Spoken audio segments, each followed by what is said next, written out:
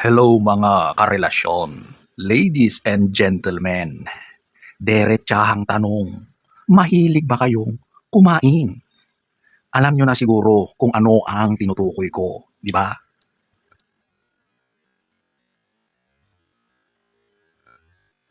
Since relationship ang tema natin, kung ano man yung sinasabi ko, yun na yun. Okay?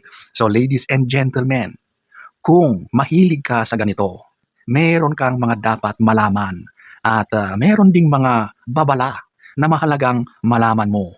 So sa lahat, kung ikaw ay mahilig sa mga ganito, manood ka.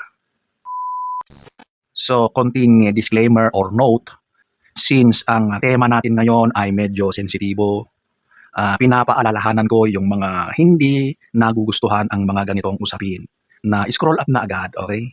So, diretso na tayo sa ganitong mga gawain, okay? Safe ba na kumain? Ang sagot dyan is, depende kung sino, okay? Kung ikaw ay stick to one, sa partner ka lang, sa asawa mo lang, o kasintahan mo lang ito ginagawa, at alam mo sa sarili mo, alam yung dalawa, na walang nangyayaring iba outside sa relationship nyo, safe na safe ang pagkain, okay? Alam nyo, napakagandang usapin ito sa lahat ng mga may mga karelasyon na, at syempre sa mga kabataan na rin, para maimulat sila lalo na sa mga panahon na ito.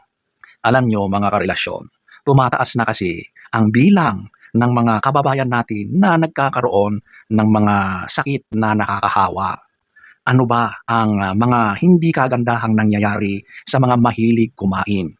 Kung alam mo na ikaw o yung partner mo ay hindi mapakali sa iisang relasyon at iyan ay mahilig kumain sa labas, sa kung ano-anong kainan dyan, yun ang napakadelikado. Kasi doon nagmumula o nahahawa yung mga nakakahawang sakit na ito na madalas nakukuha sa mga matatakaw na kumain. Okay? Kaya kung matakaw ka sa ganito at marami kang kinakainan sa labas, maawa ka sa partner mo, hindi lang sa sarili mo. Kasi kapag tinamaan ka, sigurado natatamaan na rin yung partner mo sa buhay. So pag-uusapan na natin yung pinaka nakukuhang hindi magandang karamdaman sa mga mahihilig kumain. Okay? Number one, ito yung mga sugat-sugat sa bibig na mga paltos-paltos dyan na masakit, mahapdi, di ba? Marami tayong ganyang karanasan na tinatawag sa English ay cold sore. Cold sore daw yun eh.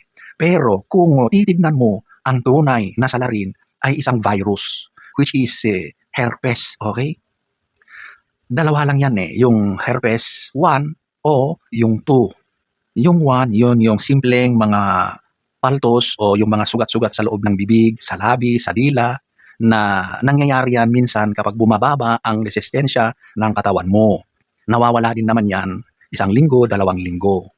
At ito, yung mas malala, yung herpes simplex 2, okay? Itong 1 and 2 na ito ay parehong virus ang nagdudulot. Pero itong number 2, ito na, yung nakukuha sa mga mahilig magmukbang, mahihilig kumain kung saan-saan. Okay? Kapag yan ang tumama sa iyo, naku po, hindi yan basta-basta mawawala hanggat walang gamutan na nangyayari sa iyo. Okay? At yan ay labis-labis na nakakahawa. Kawawang-kawawa naman yung partner na mahahawaan mo. Since ikaw ay mahilig sa mga kainan dito, kainan doon, hindi ka nakokontento sa iisa lamang, kailangan mo laging nagpapa-check up para malaman kung ano ba ang tumama sa'yo. Kung isa ka sa ganyan at napansin mo na ilang linggo na at hindi pa nawawala yung mga paltos-paltos dyan sa bibig mo, naku po, kailangan mo nang magpatingin para maagapan yan. At kaawa-awa naman ang mga mahahawaan mo. Kaya sa lahat, huwag namang kung sino-sino ang kumakain sa inyo. Siyempre, hindi mo alam kung sino ba ang may ganito.